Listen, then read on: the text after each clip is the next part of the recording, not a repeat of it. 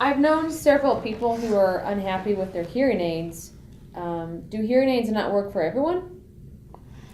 So, yes, there are a lot of people out there who don't like their hearing aids. Do hearing aids work for everyone? No, right? So not everyone with a hearing loss is a hearing aid candidate, okay?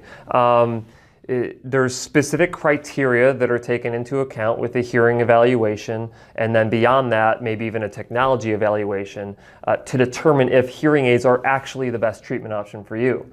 And so you also have to keep into account or take into account that some hearing losses are medically caused, right? Whether it's fluid behind the ear or whether it's earwax blocking off your ear canal.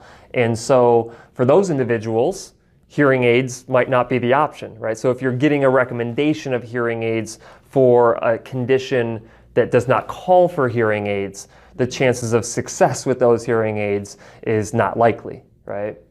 But at the same time, only 5% or so of hearing losses are not treatable by hearing aids, which means that the vast majority, 95% of individuals who experience hearing difficulty likely are candidates.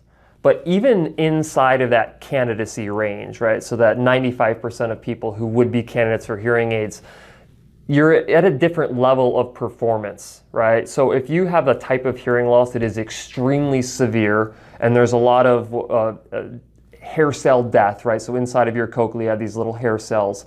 If a lot of those hair cells die, then even by putting hearing aids on, you might not get 100% of sound coming in nice and clear, right? There's a lot of people who do, but there's some who don't. But the other aspect of it is, and so I get patients coming in all the time who've been fit elsewhere with hearing devices. They come in and they absolutely hate their hearing aids. They hate them. They don't want to wear them. They want to throw them in the trash. They put them in their drawer because they don't work for them. And they come into me and they say, I want the newest, latest, and greatest hearing aid because I think that that's going to help me hear better, right? And so the first thing I always do is I measure with some of these best practices that I've talked about before. I use these best practices and I measure what the output of that hearing aid is in relation to their prescription for their hearing loss. So I can see, right, and the patient can see, this is how much sound you need and this is how much sound you're actually getting, right? And you know what happens in the majority of those cases where they hate their hearing aids? They were just programmed incorrectly. Right? I mean, 90% of people who come in and say, I hate my hearing aids, was a programming issue, right? So most of the patients that are unhappy with their hearing devices, it's not because of the actual device, just because the way it was programmed, they're unable to hear. Right. Do you ever get patients that are uncomfortable wearing a device? So yeah, there are cases where the physical fit, so when I say fitting, I use fitting as a global term, right? Fitting encompasses the physical fit of the hearing aid on your ear, but it also includes the customized programming, right? So I clump all that into the fitting, right?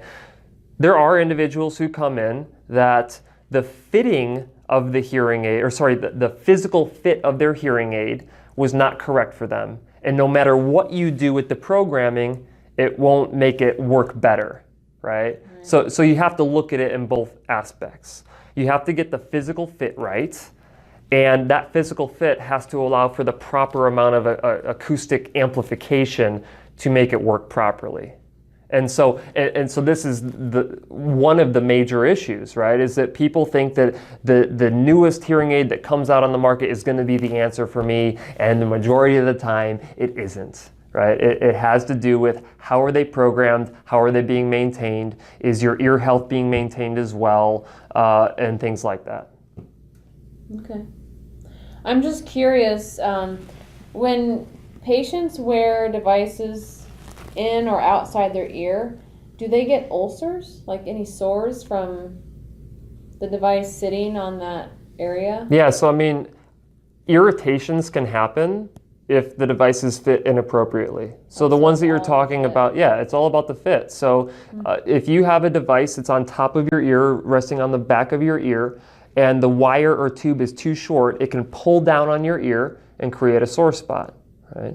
On the other hand, if you have a device that's inside of the ear completely, and the ear mold impression was done poorly, or the manufacturing process messed up somewhere and it's creating a sore spot inside your ear, again, that's an issue that needs to be taken care of fit-wise. So the fitting is very crucial. Oh yeah, I would actually say the fit aspect, the physical fit aspect, is even more important than the acoustic aspect.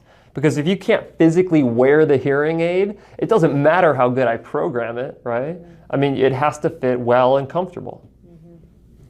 So are there some patients, I'm kind of going off on this fit tangent because I'm curious.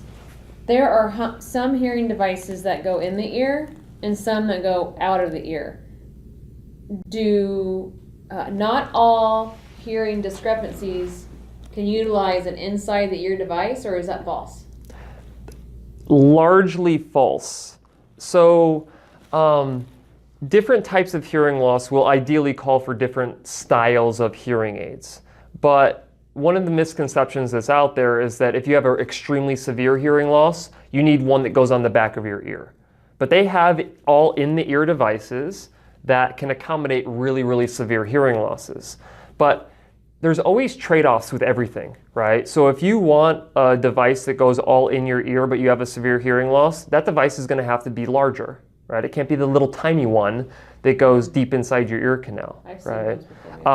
If you don't want anything really bulky inside of your ear and you want to put it on behind your ear, there is a trade-off with the aesthetic aspect potentially, right? Or wind noise and things like that, because the microphones are more exposed. So there's a lot of different factors, and all of these factors, right, should be identified by the professional that comes in to see you, right? I mean, or the patient comes in to see the professional. The professional identifies all of these specific things, spends the time. It's a lot of work up front to figure these things out. But at the end of that time spent, they should be able to identify the perfect device for that individual.